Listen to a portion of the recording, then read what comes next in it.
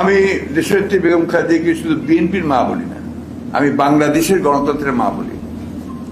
এই জন্যে আমি বরাবরই কথা বলে আসছি যে একজন এই মহিয়সী মহিলা নেত্রী, তার সঠিক মূল্যায়ন দুর্ভাগ্যক্রমে এই দেশের অনেকেই করতে পারছেন না।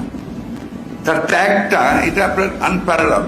1971 সালে যখন প্রেসিডেন্ট জিয়াউর রহমান সাহেব স্বাধীনতা ঘোষণা করেন, তখন কিন্তু একজন মেজরের স্ত্রী হিসেবে তিনি চিটাগাঙ্গে ছিলেন। তার 2 শিশু বাচ্চা ছিল, তার সঙ্গে শিশু 2 ছেলে। উনি যখন বিদ্রোহ ঘোষণা করে যুদ্ধে বেরিয়ে যান, তখন কিন্তু she was alone in the cantonment।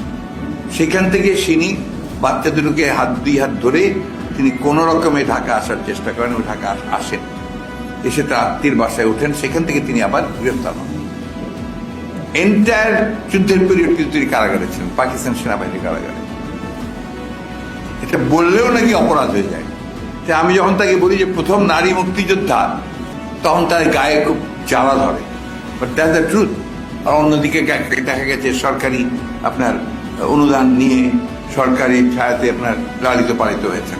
আমি সে বিষয়ে যাই না, আমাদের ওই ধরনের রুচিও নাই কথা বলার।